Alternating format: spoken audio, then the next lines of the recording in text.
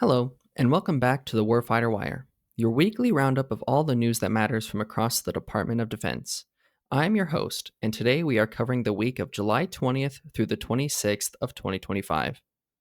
And what a week it has been. If you are looking for a single, unifying theme, it is this. The entire Department of Defense is aggressively and coherently posturing for an era of great power competition. It's not just talk. From the highest levels of the Pentagon down to individual units in the field, we are seeing a clear strategic focus on deterring peer adversaries, primarily in the Indo-Pacific. This week's actions fall into the triad of reinforcing efforts, demanding more from our allies, building a bigger shield at home, and demonstrating advanced new capabilities abroad. So let's break it down. We'll start with the big picture from the Office of the Secretary of Defense, then we'll hit the Air Force, Space Force, Army, Navy, and Marines, and finally, we'll look at the future of warfare with DARPA and see where the money is flowing in our contracts segment. All right, let's start at the very top. Two massive stories came out of the Pentagon this week that really set the strategic tone. First, on July 25th, Secretary of Defense Pete Hegseth met with the defense ministers from our Baltic allies, Estonia, Latvia, and Lithuania. The landmark outcome of this summit was a pledge by these three nations to meet a new, incredibly ambitious defense spending budget, 5% of their GDP. Now, for context, the long-standing NATO goal that many nations still struggle to meet is 2%. This is a huge leap. But here's the critical part. Secretary Hegseth didn't just praise them, he laid out the new strategic reality. He said, and I'm quoting here, that European investment in its own conventional defense is more important than ever because the United States has pressing obligations elsewhere, specifically deterring war in the Indo-Pacific region. This is the policy of strategic burden shifting laid bare. As the U.S. focuses its high-end assets on China, it expects its European allies to take a greater responsibility for deterring Russia. While frontline states like the Baltics are clearly on board, this new 5% target is likely to cause some serious friction with larger European allies, potentially creating what the document calls a two-tiered alliance. The second huge strategic directive making news is the Golden Dome Missile Shield Initiative. More details emerged this week about this plan to build a next-generation multi-layered missile defense system for the U.S. homeland. The head of the program, Vice Chief of Space Operations General Michael Gutlian, declared on July 22nd that the core technology for space-based interceptors, yes, weapons in orbit designed to shoot down incoming missiles, exist today. Golden Dome aims to defend against everything from ballistic and hypersonic missiles to cruise missiles. The architecture involves a global network of satellites with both sensors and interceptors. This would be the first ever deployment of space-to-ground weapons.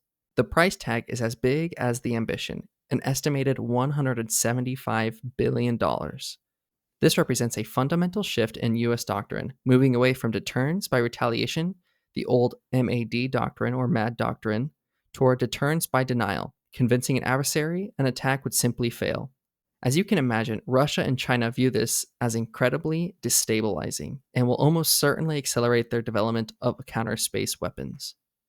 Rounding out the big picture news, the DoD is also shoring up the industrial base. On July 22nd, it awarded $6.2 million to Golden Metal Resources to study reopening the Pilot Mountain tungsten mine in Nevada. Why does this matter? The U.S. hasn't mined tungsten in nearly a decade, and it's essential for everything from armor and munitions to aircraft. This is a direct move to reduce our critical dependence on China, which dominates the global market. And finally, in a move that shows readiness is also about people, the Pentagon awarded $49.2 million grant to build a new elementary school on Altus Air Force Base in Oklahoma. The old school had serious deficiencies. Officials were blunt, framing the investment as an essential military readiness and retention. The message is clear. If you want to retain highly skilled, all-volunteer force, you have to take care of their families. Now, let's turn to the Air Force, which is deep in the process of modernizing for contested environment, especially in the Pacific. The big news this week was the development of two F-15EX Eagle II fighters to Kadena Air Force Base in Japan. This is a precursor to the permanent stationing of 36 of these jets at Kadena starting in 2026, where they'll replace the aging F-15C/D models. The F-15EX is a massive upgrade. It has advanced technology warfare suite, a powerful radar, and most importantly, an unparalleled payload capacity. The strategy here is to create a high-low mix with the stealthy F-35s. The F-35s can use their stealth to penetrate enemy airspace, act as sensors, kicking the door down for the F-15EXs to follow behind, acting as weapon trucks, carrying a huge volume of standoff munitions. It's a complementary approach designed for a peer fight. On the organizational front, the Air Force also established a new Deputy Chief of Staff for Communications and Cyber, known as AF/A6. This might sound like a bureaucratic shuffling, but it's a huge deal. It elevates the network to a core warfighting domain on par with air and space. This office will be the high-level advocate for building the resilient command and control network, the connective tissue that is absolutely essential for the military's entire combined joint all-domain command and control, or CJAD-C2, concept to work. And finally, the Air Force just ran a massive exercise called Resolute Force Pacific, or REFOR-PAC. Described as the most comprehensive contingency response exercise ever for Pacific Air Forces. It involved over 12,000 personnel and more than 350 aircraft. The goal was to stress test the Agile Combat Employment, or ACE concept, the idea of dispersing air power across many small, austere locations instead of few large, vulnerable bases. This exercise was designed to find all the logistical weak points in the ACE concept so the Air Force can make it a viable reality. The Space Force is still the new kid on the block, but it's making some fundamental changes to how the military does business in space.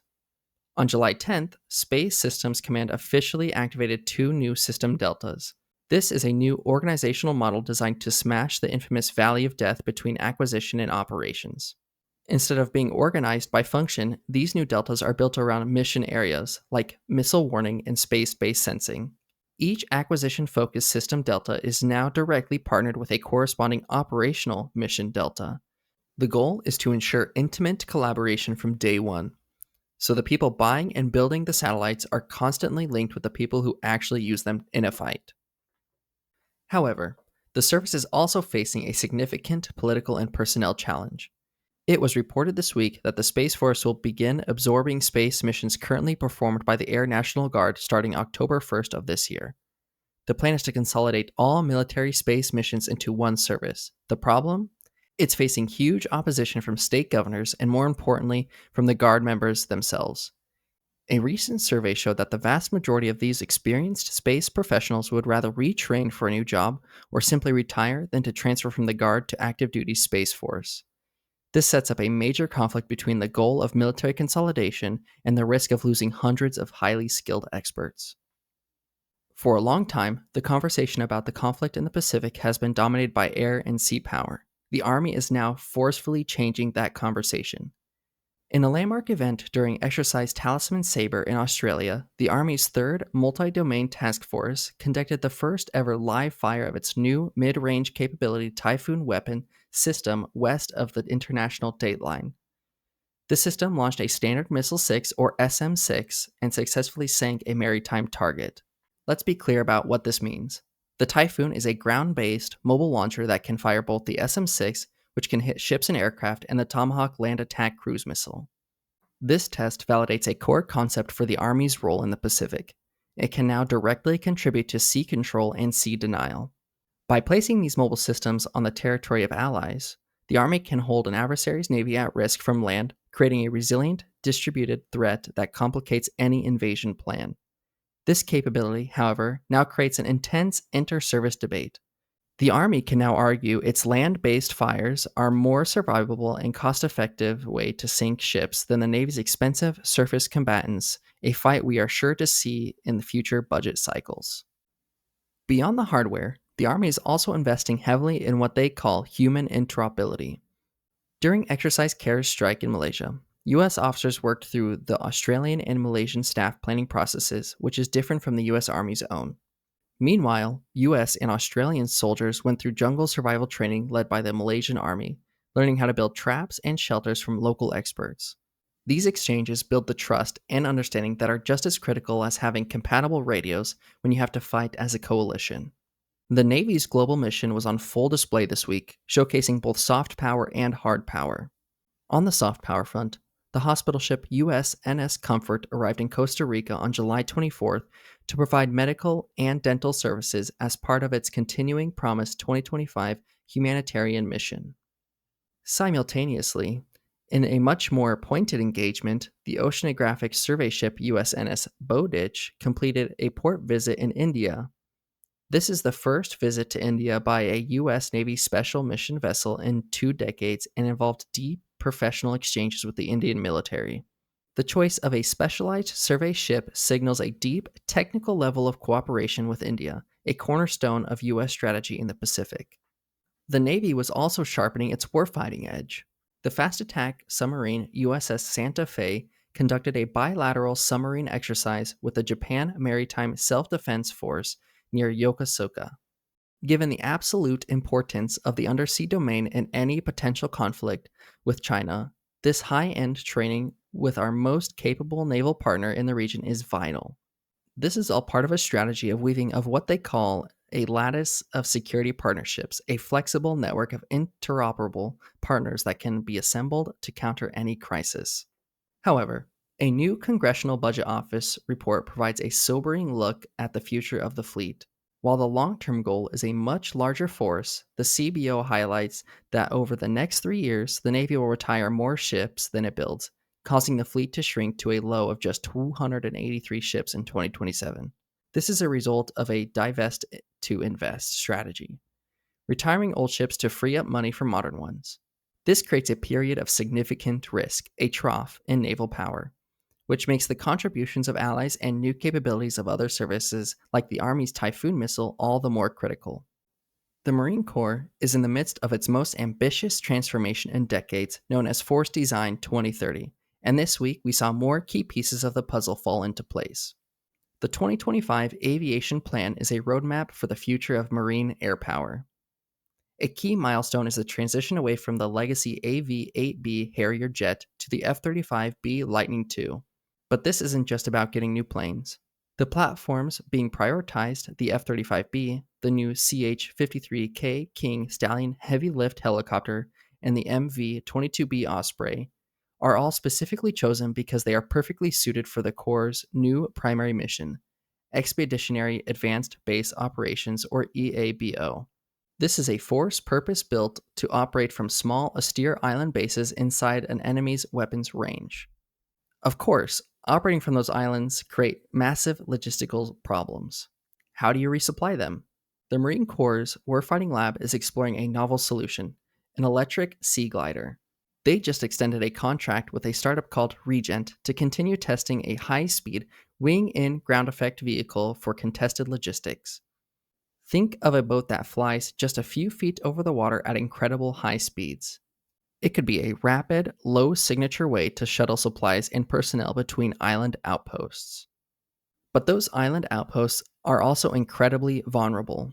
To solve that, the Marines are buying the Medium Range Intercept Capability, or MRIC. A contract was awarded to Raytheon this week for long lead items for full-rate production.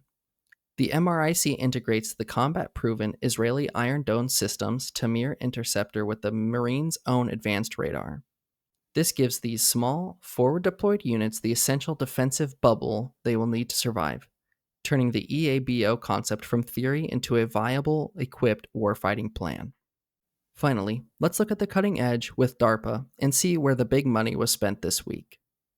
DARPA, the Pentagon's high-risk, high-reward research agency, perfectly demonstrated its unique mission this week. First, it confirmed it had ended the Liberty Lifter program, which was an effort to design a massive cargo seaplane, but it wasn't a failure. DARPA said the program successfully validated the core physics and retired the key technical risks, producing knowledge that a service can now use to build a real program if it chooses. At the same time, DARPA published a solicitation for a new program, showing its constant pivot to the next big challenge.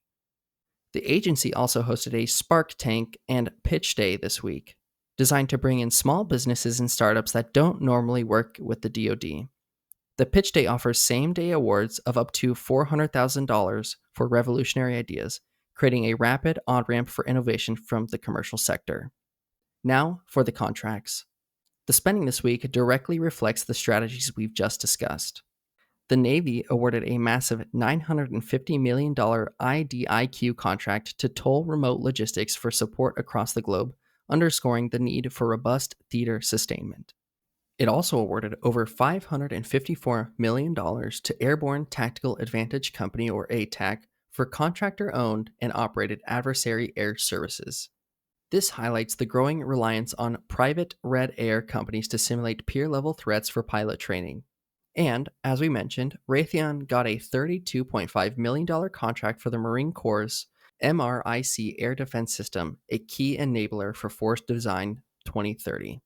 Finally, Lockheed Martin received an $18.8 million contract for digital magnetic anomaly detection kits, a critical piece of tech for hunting the advanced submarines our adversaries are building. So, to wrap it all up, the picture this week is one of remarkable coherence. From the strategic directives on Allied burden sharing and homeland missile defenses down to the specific weapons being bought and the exercises being run, the Department of Defense is moving with a clear sense of purpose and urgency. The primary line of effort is unmistakable: preparing for a high-end, multi-domain conflict with a peer competitor with an intense focus on the Indo-Pacific. This path will continue to generate friction. The 5% GDP target will undoubtedly strain some of NATO's relationships, and the Golden Domain Initiative is sure to accelerate an arms race. But the strategic direction of the Pentagon is unambiguous. The department is retooling its forces, its alliances, and its very institutions for the challenges that lie ahead. That's all the time we have for this week. Thanks for tuning into the Warfighter Wire. We'll see you next week.